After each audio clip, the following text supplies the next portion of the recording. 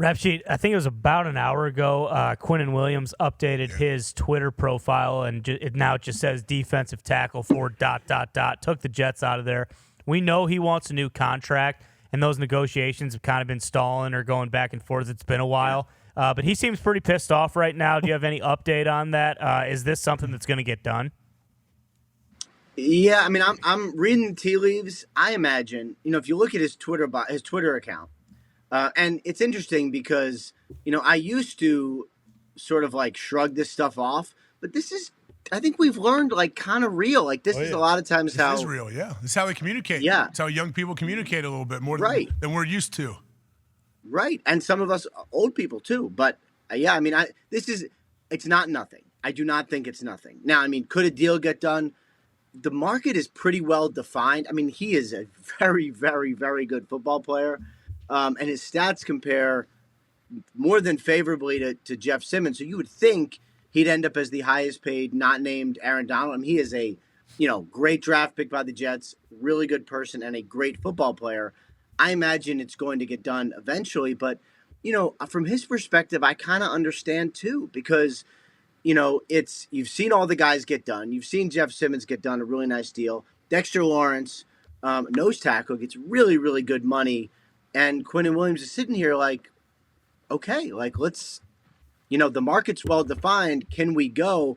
I don't blame him at all if he's a little frustrated. Now, there is time to get a deal. Like, I don't. How much time? I don't know. Like when would be the deadline where they've gone too far and they're not going to get it done?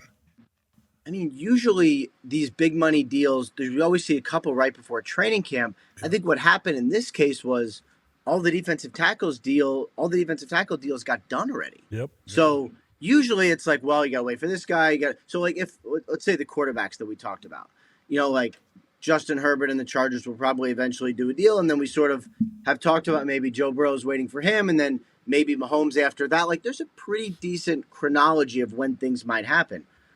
Well, the defensive tackles are done. It's just Quinnen Williams. So like, you could understand if he's like, okay, like let's go. So I do not think it's nothing. Connor has something. Yeah, Rap Sheet, another kind of big move with another frustrated player over the weekend. Darius Smith getting traded from the Vikings to the Browns. When did this kind of happen? How did it happen? And also, the Vikings weren't planning on letting him go, right? But did something happen where he got, fed up to the point where the Vikings were like, all right, we can't do this with this guy? Okay, so two parts to this one. And this actually was going on. I thought this was going to happen like the Wednesday of draft. Like I was sort of talking to the people involved and kind of ready for it. And then it just didn't quite get there because, you're talking about draft choices. So you wanted to know, like, if it's going to be for a 2023 draft pick, like you want it in place before the draft, obviously. So it didn't get done, but kind of kept tabs on it. And then it ended up happening Friday night at like 7:30. And, basically what happened here was he signed a 3-year deal with the Vikings. He outplayed that deal, wanted a new deal. And if you're the Vikings and you have a free agent you just signed, you have a lot of guys who do a lot of money, including Danielle Hunter and including Justin Jefferson. And maybe you don't want to say, well, we'll just rip up your deal with 2 years left. You don't want to set that precedent. Then trade is probably the best option. So, they got some value back with a future pick swap. And, I think what the Cleveland Browns did was, again, for maybe the third year in a row or maybe more, they added a really, really good pass rusher after the draft. Usually it's Clowney. This time it wasn't Clowney. I mean, that is a big-time guy to add in May when usually your roster is kind of set. Absolutely.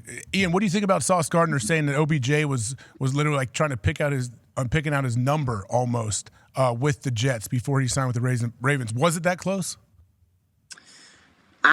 I kind of thought he was going to the Jets too, honestly. Wow. It was, did something happen at the end, like at the last minute? Did Baltimore step in with more cash or what? Yeah, Baltimore. And so with the Jets, I think what they were kind of offering was more of a deal where he would prove it a little more, hadn't played in a year, obviously. And so I think they were looking at a deal more similar to the Michael Thomas deal where it was like up to 15, but maybe not all the way 15. It would just depend on how well he played. And that was kind of where his market was for a very, very long time. Baltimore stepped in and offered a lot of money, like that was a really, really good contract that Baltimore gave him. And I think at some point, once he had not guarantees, but once he had indications from Lamar that like, all right, Lamar's going to be there, he couldn't turn down that money. And I think from the Jets standpoint, like they could have matched, but they were like, we are maxed out, probably should take that offer. So that is what happened. Baltimore stepped in with a really, really good offer and he had to take it.